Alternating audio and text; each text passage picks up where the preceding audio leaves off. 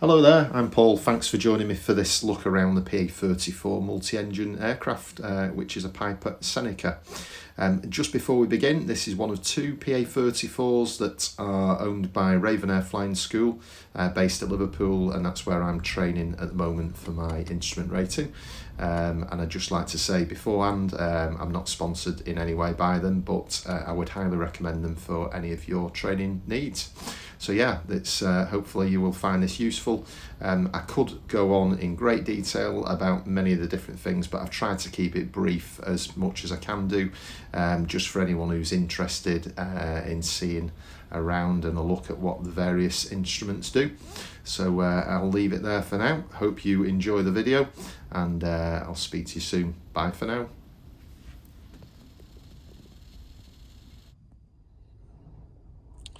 Okay, so here's a quick look at the controls and flying instruments in the twin engine PA34 on a very windy day.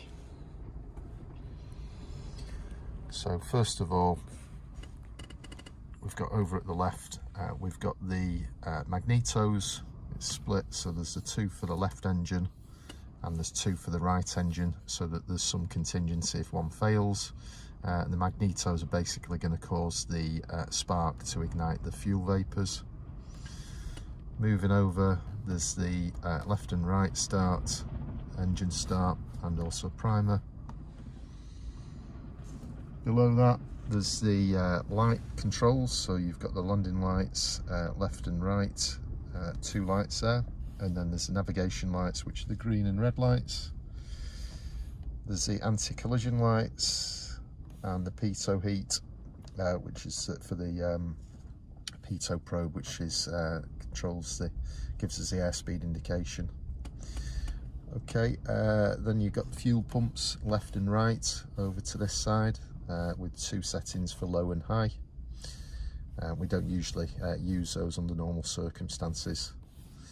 Below there we've got the battery master, which is the main master switch for the electrics in the aircraft. And then over to the bottom there, we've got the alternators, the left alternator and a right, again, so there's some contingency there. And then we can actually dim the lights there on that switch. Moving on to the control column. There you've got the trim, so we can trim it, have a pitch forward or pitch back, elevator trim. There's the red Autopilot disconnect button there, if we need to disconnect that. There's a press to talk for communications on the left there, and then control wheel steering, which basically holds a particular position on the control column there, and we can disconnect that with the hold it with that, or disconnect with that as well. Control column, pitch forward, push forward, and that pitches the nose down, and to pull back, that pitches the nose up. And then left and right, that controls roll left or right through the ailerons, and the pulling back and pushing forward, that controls the elevators. Okay, so moving along to the top, we've got the airspeed indicator there, and we've got a clock over to the left. Below that we've got the turn coordinator, which gives us an indication of roll left and right as the aircraft rolls there, and then there's also a ball in the middle, which tells us that the aircraft's in balance.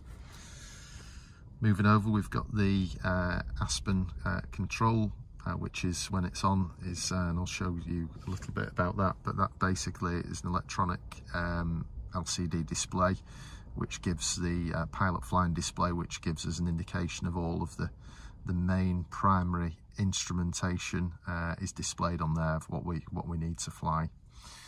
And that's the primary method, and it shows all of the information that's in all of the analog dials that you see as well.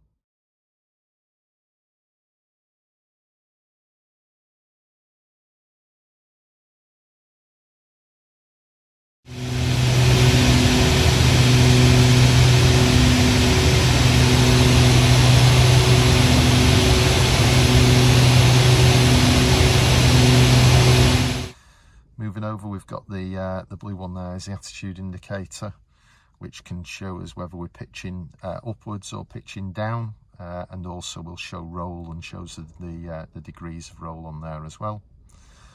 Next we've got the OBI, which is navigation device, which we can set as well, which can show heading and whether we're on course either laterally or vertically for an instrument landing system for the glide slope, and also for tracking other navigation instruments called VORs.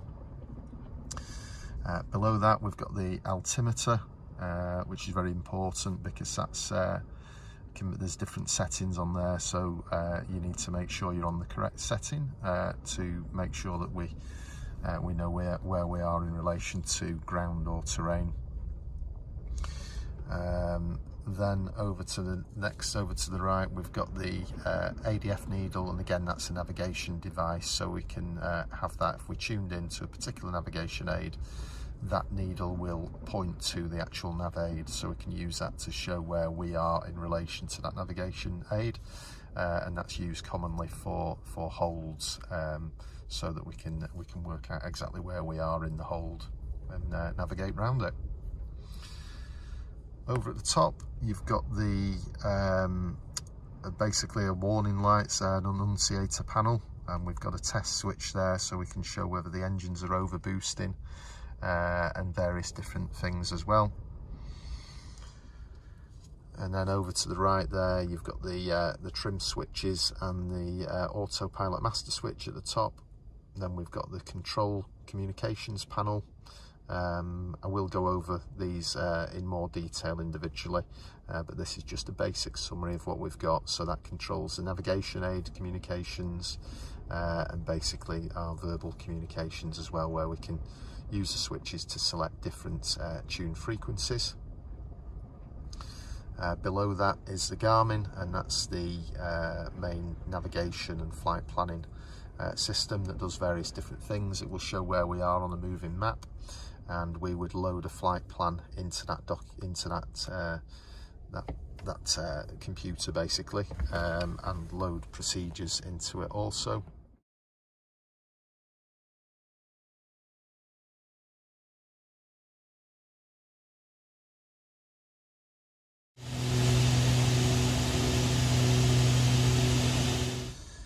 Below that we have the Garmin Nav2 Com2 control panel, so we'd have different frequencies controlled into there. We'd also have radio communications frequencies and nav aid frequencies tuned into this one, and we also have the secondary ones can be tuned into here, and we'd use backup navigation aids there in case we had a failure on one of the ones here. We'd have another channel that we could use. And then below that we've got the DME distance, so that will give us, this will be tuned into a particular navigation aid, and that will give us a distance measuring equipment, DME distances from that particular nav aid, so we know exactly where we are in relation to it, and we'd use that for different procedures as well. Moving down below there, we've got just behind these engine instruments, or engine control panel I should say, we've got the icing equipment. So we've got surface de-ice there, which will control boots on the wing and also the tailplane, and we would inflate those once they're actually showing a certain amount of ice to break that ice off the surfaces. We've also got a wing ice light there, and wing tail de-ices indication, and then the amps showing that we've got the electrics to heat the electric parts, and then windshield panel icing as well, and prop de-icing as well. Moving down the panel, so behind the control column we've got certain instrumentation there. So we've got the amps showing on the left, we've got cylinder head temperature next, we've got oil temperature, oil pressure, and also the fuel indication as well. So those would generally, we check those to check that they're within the green operating ranges, and to show that we're not showing anything high, which could be an indication of potential engine failure to come. So those are the ones for the left engine, and then also we've got the same ones also for the right engine as well. Below that we've got the different RPM gauges for the left and the right engine, and then we've got manifold pressure as well for the two engines are showed on the one display in the centre as well. So the two on the outside will show, one will be for the left engine there over to the left, and the one on the right is for the right engine, and they show the RPM of the actual propellers, and the middle one is the actual power that the engine's producing, and there's two needles there, one would be for the left and one for the right, but they're shown on the same instrument. Moving over to the right, we've got the landing gear indicating lights, so these would show green is what we're checking for, to check that the landing gear is actually in place. So we want to check that we've got 3 greens there, so that's the nose wheel and also the 2 main gear wheels as well. And then we've also got the landing gear operating wheel here, this lever, which is actually shaped purposely as a shape of a wheel, so that you can feel that that's the correct thing as well. And then below that we've got the emergency landing gear deployment lever as well, which we'd uncatch and follow a procedure before deploying that, which basically dumps the hydraulic fuel, which would mean that the undercarriages would automatically drop down with gravity and should lock into place. Below that we've got the parking brake lever, which we can apply, and also there's the brakes, the toe brakes and the rudder controls underneath as well. We'd also have manifold pressure drains underneath there, which we would use and check, so we would drain those for 5 seconds as part of the checks when we're actually starting as well. Coming down from the icing, just so where you can see, we've got each of these levers. We've got the left engine and the right engine, and these are the main throttles. Moving over to the middle there, we've got again left engine and right engine, and these are the prop mixture controls, or sorry, prop pitch controls for the individual propellers, and that will actually change the propeller RPM. And then moving over to the right there, we've got the actual fuel mixture control as well, which we would adjust with altitude as the pressure changes, so therefore the amount of oxygen in a particular unit of air reduces with altitude as the pressure decreases. So we would actually change those so they would be as a rich mixture to start off with on the ground, and then they would lean them off as well with climbs. And again, that would be one of the checks for coming into land.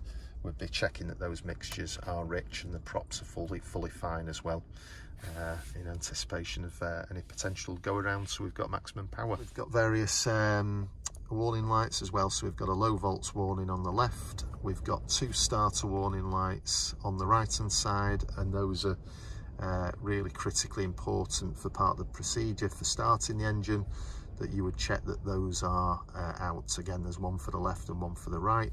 If one of those is remaining on when you start that engine, then it needs to be switched off straight away to prevent causing damage. Below that we've got the carbon monoxide detector, which we'd check as part of the engine checks, just checking for any dark spots on there, which could show that potentially we've got exhaust gases leaking into the cabin, which would be obviously an emergency in its own right. And then you've got the Avionics master switch on the left hand side, which controls the power for the Avionics. We would switch that off when we're starting the engine, just to prevent any damage through power surges, etc. Below that we've got the Autopilot control panel, and that controls the various autopilot settings. Below that we've got the ADF control panel, so that's basically going to control non-directional beacons, the NDBs.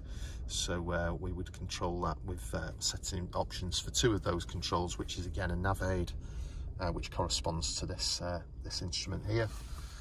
And then below that we've got the Garmin, which is basically that controls the squawk codes that we would be given for various different parts of flight, basically so that ATC can see where we are on their radar screens. So we can tune in a particular code, and also we can tune in emergency codes such as radio failure and general emergencies and things like that. Those can be transmitted on this particular one as well.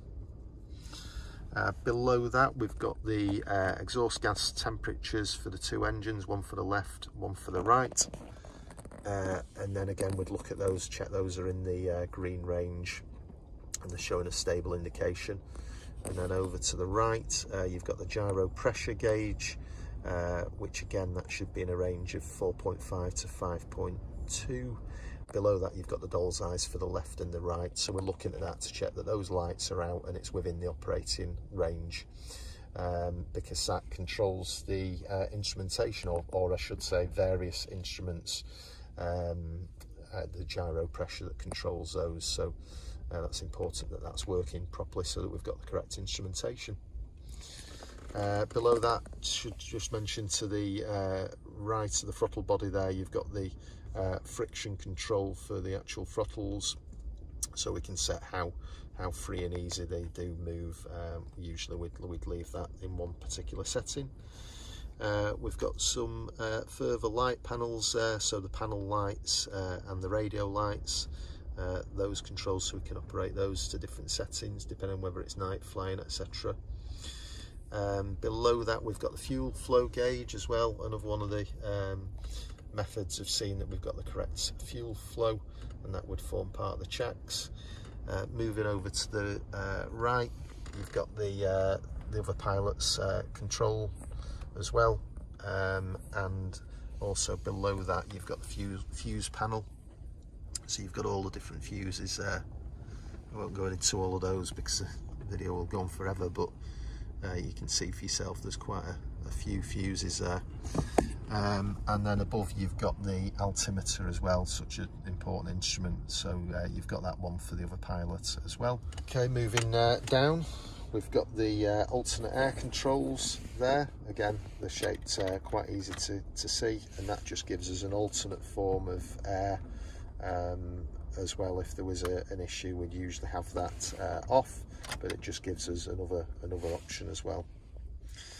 Below that we've got the cowl flaps. Again, we would adjust those as free settings, so they can either be open when we're on the ground and we want to keep the engine temperatures going to rise quite rapidly because there's not much airflow going past the aircraft, and then when we're going up to altitude where it's much colder temperature, then we can set those so that they can be either partly closed or fully closed, so that the engine doesn't cool too much, and again that would form part of the checks to check that those are open on the ground as well. Moving further back, we've got the lever there. You see that controls the flaps, the 3 stages of flaps we have on this aircraft. So at the moment when the lever's down, that's showing that the wings are clean and the flaps are retracted. As we're coming into land and we need to deploy more flaps, then we would pull that up to go through the different stages as required. Moving back, we've also got to the left there, we've got a trim wheel, and that basically we've got an electric trim on the control panel, and we could also manually turn that wheel, and basically that just takes the control pressures off the control column. So when we've got, if we're in, say for instance, level flight, and we want to set that so that we would basically set a particular attitude with the control column, and then we would either manually or electronically adjust that wheel, and that would mean that it would take the control pressures that we're having to put through that control column off, so that the aircraft's in trim, and that takes off some of the pressure that we've got of controlling it. Similar in a way to an autopilot, I suppose, but we do need to continually look at that and monitor it and adjust it. Okay, moving back further forward, we've got the Again, rudder trim, this is a manual trim, we've not got an electronic rudder for this, but we wouldn't really use this as much, but again we can make minor adjustments to make sure that the aircraft's in balance by moving that wheel left and right. And you can see the gauge there as well, which is when it's neutral, and we may need some left or right rudder as appropriate. Again, moving backwards, we've got the fuel, so we can have, at the moment, both are in the on-off position, which is as they would be when we're stationary. We can also have them both forward in the on position, or we can have them cross-feeding from one engine to the other, so they could be in the cross-feed position as well. Moving backwards, we've got the heater fan and the heater defrost switches. And then there's also an overheat indication as well. That red would show that the heater's overheating. And again, the actual rear would say we've got the controls. So this controls the actual temperature from cold to warm, and also shows the air intake from closed to open. And again, that would be part of the checks on landing. After you've landed, you check that that's open and the fan's left running for a certain period of time, just to check that it doesn't overheat when we've not got airflow going past it. So those are the basic checks, the basic instruments. Obviously all of these instruments I could go into in a lot more detail if required. The altimeter, there we go in the middle with all its different settings and the way that works, and the dangers and hazards with it as well if it's not set correctly, especially if you're in instrument flight. That could warrant a video by its own right, as also would be the airspeed indicator, all the ranges of speed there, and the importance of different airspeeds for flying. So yeah, hope you found that useful. It's a good little video just showing where everything is, and it just helps as a little reminder for the familiarisation for myself as well. So yeah, hope you found that useful. Bye for now.